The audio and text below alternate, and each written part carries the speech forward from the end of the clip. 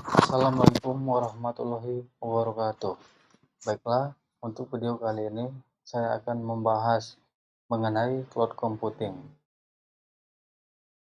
Adapun materi yang kita bahas kali ini yaitu pengertian cloud computing, jenis-jenis layanan cloud computing, pro dan cons cloud computing dari sisi keamanan, cara daftar Amazon Web Service.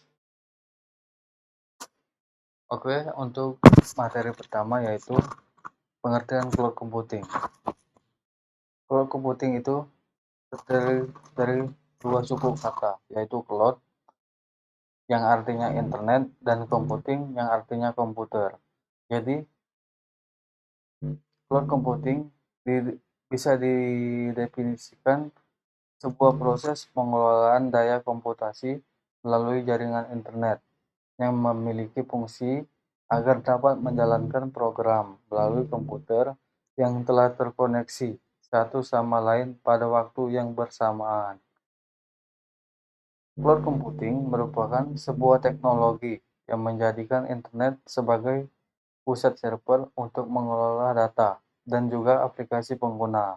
Cloud computing memudahkan penggunanya untuk menjalankan program tanpa harus menginstal aplikasi terlebih dahulu dan memudahkan pengguna untuk mengakses data dan informasi melalui internet.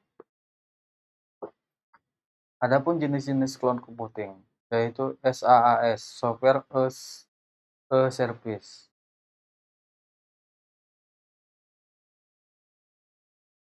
yaitu layanan cloud computing yang satu ini tersedia dalam bentuk software atau perangkat lunak. Jika Anda pernah memanfaatkan layanan Google Doc di internet, maka itulah salah satu contoh SaaS. Pada dasarnya, Google Doc serupa dengan aplikasi pengelola data berupa huruf dan angka seperti Microsoft Word. Namun, berbeda dengan Word, Google Doc tidak perlu instalasi karena layanannya sendiri tersedia dalam cloud dan dapat diakses melalui internet. Yang kedua itu PaaS, Platform as a Service. Jika layanan saat hadir lewat software, SaaS hadir lewat software, nah PaaS hadir lewat sebuah platform. Melalui platform ini, Anda dapat membuat sebuah aplikasi baru. Dalam PaaS, telah tersedia berbagai fitur untuk membuat aplikasi yang sedang Anda buat dapat berjalan. Anda juga tidak harus memikirkan masalah maintenance dari platform yang digunakan untuk membuat aplikasi, karena hal tersebut adalah tugas dari penyedia layanan PaaS. Nah, yang terakhir dari jenis cloud computing yaitu IaaS, Infrastructure as a Service. IaaS menyediakan layanan lewat infrastruktur komputasi. Jika dibandingkan dengan dua layanan cloud computing sebelumnya, bisa dibilang IaaS lebih kompleks. Dalam IaaS ini, yang disediakan bukan sekedar software atau platform lagi, tetapi sebuah infrastruktur komputasi lengkap, dari server, jaringan, penyimpanan, hingga data center. Ibaratnya, saat Anda menggunakan IaaS, maka Anda sedang menggunakan sebuah komputer virtual. Masuk ke pro keamanan cloud computing. Yang pertama, keamanan wajib. Penyedia cloud harus memiliki sertifikat ISO dan mematuhi audit keamanan reguler. Upaya dan biaya ini mungkin tidak dapat dilakukan oleh perusahaan kecil untuk mencapai sistem di tempat mereka sendiri. Yang kedua, aksesibilitas global. Menyimpan semua informasi sensitif perusahaan di cloud memungkinkan dapat diakses dari manapun dan tidak berisiko kehilangan data, seperti menyimpan di PC atau laptop. Yang ketiga, multi-factor authentication. Ditawarkan oleh banyak penyedia cloud sebagai bagian dari layanan mereka. Banyak perusahaan kecil dan menengah tidak memiliki sumber daya, keterampilan, waktu, atau uang untuk menerapkan kemampuan autentikasi tersebut sendiri. Nah, selanjutnya penambalan. Keamanan sering kali diabaikan oleh perusahaan dengan sumber daya yang lebih kecil. Pindah ke penyedia cloud dapat mengambil tanggung jawab tersebut dari perusahaan kecil dan menempatkannya dengan benar di pundak penyedia. Yang terakhir, keamanan fisik. Vendor cloud computing kemungkinan besar akan menyimpan sistem mereka di fasilitas yang memiliki kontrol keamanan fisik jauh lebih kuat dengan sertifikasi yang berarti yang tidak dapat dijangkau oleh banyak perusahaan kecil.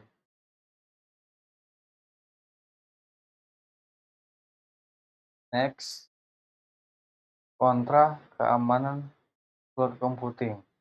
Yang pertama, pelanggaran data.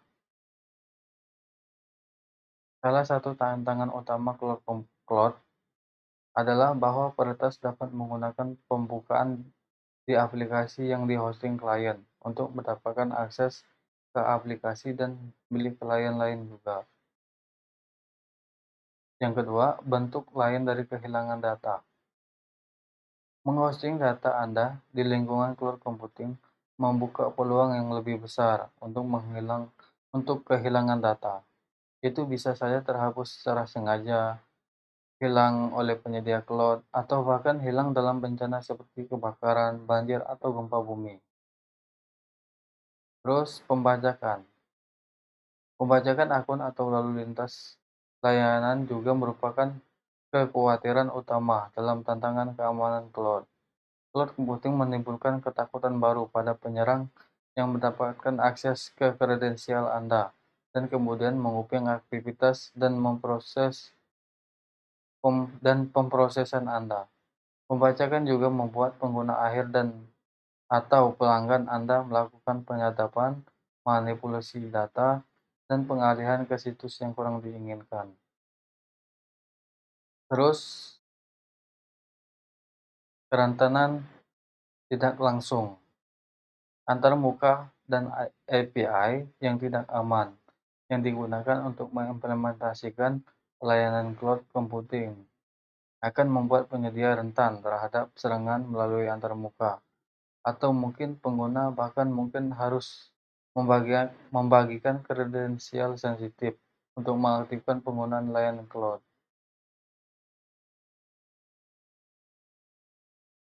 Selanjutnya, serangan denial of service adalah salah satu tantangan utama keamanan cloud. Melalui serangan DOS, ada kemungkinan bagi para penyerang untuk menurunkan situs Anda yang di-hosting, atau menyebabkan menghabiskan begitu banyak waktu pemrosesan sehingga biayanya memberikan kerugian finansial yang mengerikan kembali ke laba Anda.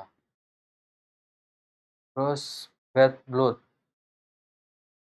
Karyawan saat ini atau mantan karyawan dengan dendam atau niat buruk lainnya di pikiran mereka. Ini bisa menjadi kontraktor, karyawan sebelumnya, atau mitra bisnis. Tingkat akses ke sistem dan data penting semakin meningkat, dan setiap pengguna dengan niat buruk dapat mendatangkan malapetaka yang tak terhitung pada sistem Anda tanpa tersedia pelaporan atau audit yang tepat. Nah, terus masalah tanggung jawab. Tantangan keamanan cloud tidak hanya terbatas pada peretasan atau pelanggaran data. Tidak melakukan penelitian dan desain awal yang lengkap sebelum menerapkan dan menghosting layanan cloud membuat perusahaan rentan terhadap berisiko tambahan. Perjanjian kontrak yang ditulis dengan buruk dapat menyebabkan masalah tanggung jawab dan transparansi. Upaya pengembangan yang tidak lengkap akan memungkinkan masalah operasional dan arsitektur yang tidak terlihat dengan proyek pengembangan standar. Nah, yang terakhir, titik masuk tunggal. Infrastruktur, platform, dan aplikasi, bersama membuka penyedia layanan cloud untuk mengekspor semua sumber daya yang di-hosting melalui satu titik masuk rumah. Oke, yang selanjutnya cara atau langkah mendaftar akun AWS. Yang pertama, buka Amazon Web. Ini situs resmi dari AWS dan klik tombol Create a Free Account.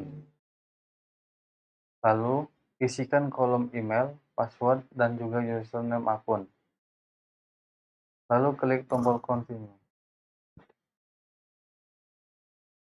Kemudian, pada tipe akun, silakan pilih personal dan isikan informasi data diri seperti nama lengkap, alamat rumah, nomor handphone, dan lain-lain. Selanjutnya adalah proses verifikasi menggunakan kartu kredit. Silakan isi nomor kartu, tanggal kadaluarsa, dan juga nama pemilik kartu. Langkah ke-6, apabila sudah, ini adalah proses verifikasi nomor telepon. Silakan isi nomor telepon dan klik tombol kontak me. Selanjutnya, maka akan muncul kode pada layar. Silakan tunggu sebentar, telepon dari Amazon, dan kemudian ketik kode itu pada telepon kamu. Selanjutnya, setelah proses verifikasi selesai, lanjut pada bagian pemilihan layanan support. Pilih saja tombol free. Selesai. Nah, akun AWS sudah berhasil dibuat. Oke, cukup sekian dari saya. Terima kasih.